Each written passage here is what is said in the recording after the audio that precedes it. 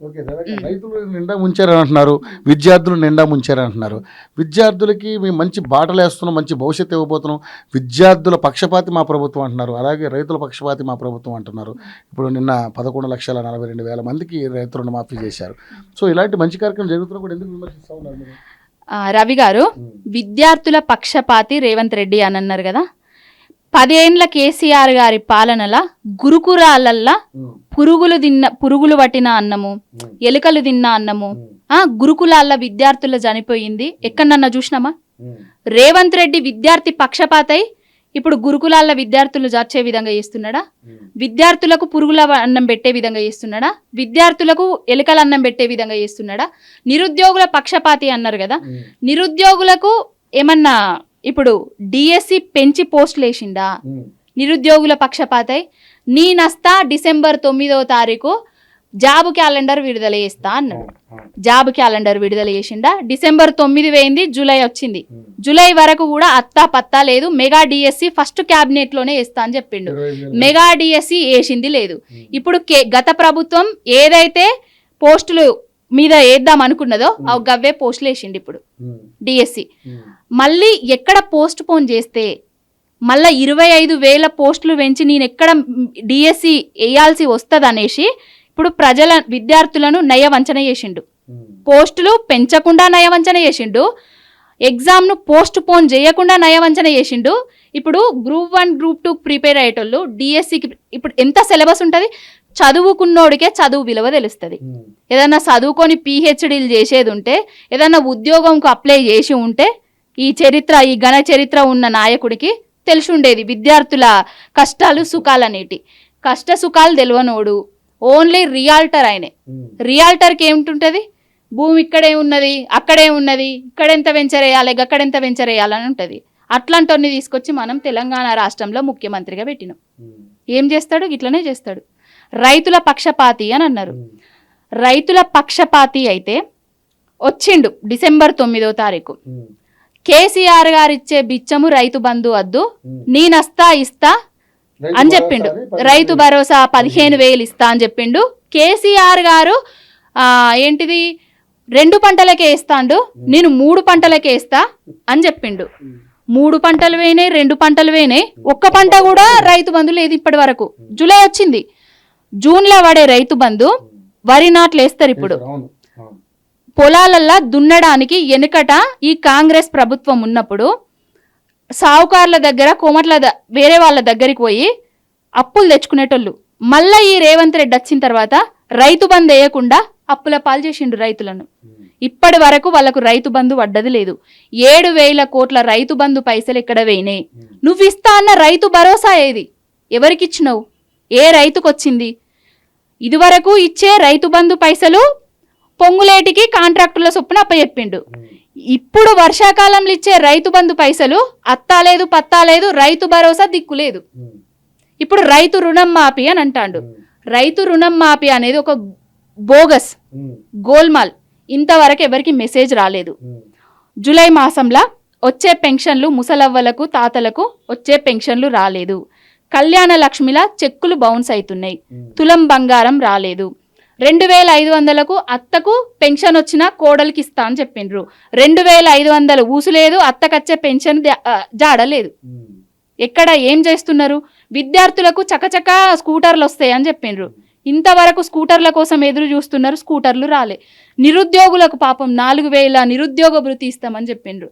నిరుద్యోగ భృతి ఇచ్చిండ్రా? ఏమిచ్చిండ్రు? 6 గ్యారంటీలు అన్నాడు, 13 హామీలు అన్నాడు. ఒక్క గ్యారంటీని కూడా తెలంగాణ రాష్ట్ర ప్రజలకు అందించని గటికుడు ఈ రేవంత్ రెడ్డి. మహిళలకు బస్సు ప్రయాణం బాగానే ఉంది. అబ్బా చాలా బాగుందండి రవి గారు. ఒకసారి మీరు వస్తే తన్నుకునుడు గుద్దుకునుడు సోషల్ మీడియాలో చూస్తున్నాం కదా. ఆడవాళ్ళని చూస్తే ఆడవాళ్ళు మనోభావాలు దెబ్బతింటున్నాయి. 200 100 పెట్టుకొని ప్రయాణం చేయలేమా? మాకు ప్రయాణం చేయలేమా? అంటే రోజు తిరుగుకుంటూనే ఉంటామా మేమేమన్నా? ఇప్పుడు షాపింగ్లకు వాటికి వీటికి ఓడానికే ఉంటామా? బస్సు ఫ్రీ పెట్టి మాకు ఇస్తా అన్న హామీలు ఎగ్గొట్టిండు కదా, మరి వాటి సంగతి ఏంది? 2,500 ఇస్తే మేము షాపింగ్లో పోతాం కదా. తులం బంగారం ఇస్తే మా ఆడబిడ్డలకు కళ్యాణ లక్ష్మిల తులం బంగారం ఇస్తే పుస్తెల తాడు కన్నా పుస్తెలన్నా వస్తుంటాయి కదా. అవన్నీ హామీలు. నువ్వు ఇస్తా అన్నావు, వస్తా అన్నావు, December 9వ తారీఖు ప్రజాపాలన చేస్తా అన్నావు, ప్రజలను ముంచే పాలనను తీసుకొని వచ్చినావు. ప్రాజెక్టులల్లో నీళ్లు లేవు, పంటలు ఎండిపోతున్నాయి, పట్టించుకునే నాదుడు లేడు. 500 బోనస్ అన్నాడు వడ్లకు, ఇచ్చిన దాఖలాలు లేవు. 500కే గ్యాస్ సిలిండర్ అన్నాడు. ఎక్కడ ఎవరికి వస్తుంది 500కు గ్యాస్ సిలిండరు? ఎవరికి వచ్చింది తెలంగాణ రాష్ట్రంలో? ఎక్కడిచ్చిండు? 200 యూనిట్లు ఇస్తున్నారు కదా మేడం. 200 యూనిట్ల కరెంటు ఫ్రీ అనేది పెద్ద బోగస్. 200 ఒకటి వచ్చింది అనుకోండి. ఇంకొకటి, ఇదివరకు కరెంటు బిల్లులు ఫ్యాను లైటు అవి ఉంటే 300, 400, 500 వచ్చి ఉండే. ఏసీలు ఫ్రిడ్జులు అవి లేకున్నా కూడా, ఇప్పుడు ఏసీలు ఫ్రిడ్జులు లేకున్నా కూడా పల్లెటూర్లల్లో మీరు ఓండి, జనాలు చెప్తారు ఒక్కొక్కరికి 700-800, 1500 దాకా వస్తుంది కరెంటు బిల్లు. పెంచేస్తున్నారు. కరెంటు కూడా చక్కగా వస్తలేదు, పెంచేస్తున్నారు. అసలు 200 దానికి కూడా చాలా మందికి ఏదో కార్డ్స్ అవని దరఖాస్తులు చేసుకోమని చెప్పిండ్రు కదా, ఆ దరఖాస్తులు ఇంకా కంప్యూటర్లో ఆన్లైన్లు కాలేదనేసి చాలా మట్టుకు 200 యూనిట్ల కరెంటు మాఫీ కూడా ఇస్తలేరు. కట్టకపోతే రేవంత్ రెడ్డికి చెప్తాము, బట్టి విక్రమార్కకు చెప్తామంటే కూడా అధికారులు ఇళ్లలోకి పోయి కరెంటును కట్ చేస్తామని కట్టించుకుంటున్నారు. మీకు ప్రూఫ్ కూడా చూపిస్తాను నేను కావాలంటే, జనాలలోకి రండి. ఏది ఇచ్చింది లేదు, ఏది చేసింది లేదు. ఇంకొకటి 2 లక్షల రుణం మాఫీ చేస్తున్నాం, హరీష్ అన్న గారిని రాజీనామా చేయాలనేసి నిన్న మొన్న నుంచి వెళ్ళి రాజకీయాలు చేసే సన్నాసులు సవటలు అంటున్నారు. హరీష్ అన్న అనేటోడు మాట తప్పడు, మడమ తిప్పడి నాయకుడు, ఓట మెరుగని నాయకుడు, సిద్దిపేటను తెలంగాణలో నెంబర్ 1గా నిలిపిన నాయకుడు. ఆయనే సవాల్ విసిరిండు, రాజీనామా చేస్తా, ఏకకాలంలో 2 లక్షల రుణమాఫీ చేసేది ఉంటే, 6 గ్యారంటీలను 13 హామీలను నువ్వు అమలు చేసేది ఉంటే అనేసి. ఇప్పుడు 2 లక్షల రుణమాఫీ అయిపోయిందట, హరీష్ అన్న రాజీనామాకు చేయండి అనేసి వీళ్ళు పిలుపునిస్తున్నారు. ఏం చేసినావని? ఎవరికి రుణం మాపైంది? 1 లక్షలోపు చేసినావా? ఏ బ్యాంక్ అకౌంట్లల్లో పడ్డాయి? ఎవరికి ఏ రైతుకు మెసేజ్ వచ్చింది? ఏం పాలాభిషేకాలు, ఏం పూలాభిషేకాలు? దేనికోసం ఈ పాలాభిషేకాలన్నీ? రైతులను నిండా ముంచినందుక. చూడండి ఎన్ని అంటే, దేశంలో నెంబర్ 1 అన్నపూర్ణ రాష్ట్రంగా తెలంగాణ రాష్ట్రాన్ని కేసీఆర్ గారు తీసుకొచ్చిండు. అంటే వ్యవసాయం దండగా అన్నారు ఆంధ్ర నాయకులు. తెలంగాణ వస్తే తెలంగాణలోకి వ్యవసాయం చేత కాదు, పాలన చేత కాదు, కరెంటు వైర్ల మీద బట్టలు వేసుకుంటారు అని అన్నారు.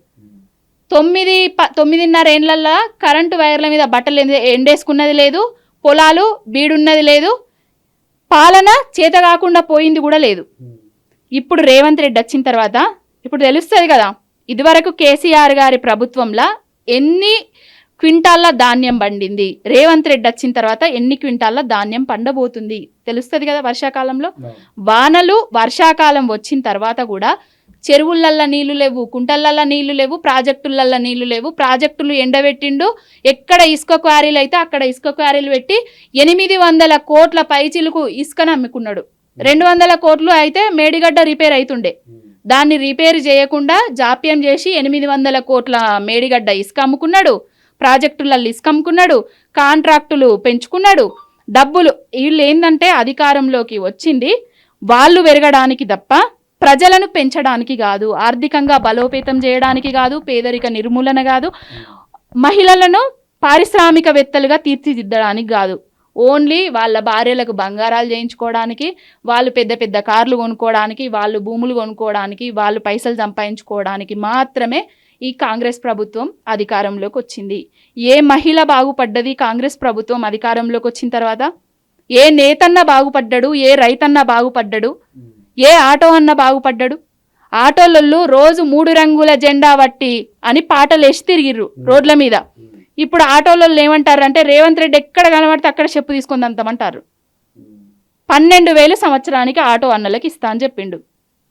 12,000 ఆటో అన్నలకంటే రోజు ఎంత, నెలకెంత? వాళ్ళకి బిచ్చం వేస్తున్నావా నువ్వేమన్నా? నువ్వు ఫ్రీ బస్సు పెట్టబట్టి ఆటో అన్నలకి ఎంత కష్టమవుతుంది? 9.5 ఏండ్లల్లో నేతన్నల ఆకలి సావులు చూసినామా, ఆత్మహత్యలు చూసినామా తెలంగాణలో? ఒకప్పుడు కాంగ్రెస్ ప్రభుత్వంలో చూసినాం కదా. మళ్ళా అదే తెలంగాణ రాష్ట్రంలో నేతన్నల ఆకలి చావులు, ఆత్మహత్యలు చూస్తున్నాము, ఆటో అన్నల ఆత్మహత్యలు కూడా చూస్తున్నాము, రైతన్నల ఆత్మహత్యలు కూడా చూస్తున్నాం. ఏ విధంగా అసలు ఏది ప్రజాపాలన? ఎక్కడుంది ప్రజాపాలన? ప్రజలు మెచ్చే పాలన ఎక్కడుంది? ప్రజా పాలన ఎక్కడుంది? ప్రజలను ముందుకు నడిపే పాలన ఎక్కడుంది? పోలీసుల నిర్బంధాలు, కక్షలు, కారణ్యాలు, ధరణి పోర్టల్ అని అన్నారు, తీసేస్తాం ఎత్తేస్తామని అన్నారు. మొత్తం ఇప్పుడు ఊళ్ళల్లా ఒడ్ల పంచాయతీలు, గట్ల పంచాయతీలు, భూముల పంచాయతీలు, ఒకళ్ళొకళ్ళు తలలు నరుకునుడు. వెనుకట రాజ్యం తీసుకొచ్చిండు, వెనుకట రోజులు తీసుకొస్తా అన్నాడే మన రేవంత్ అన్న అన్నాడు కదా, వెనుకట రోజులు తీసుకొని వచ్చిండు.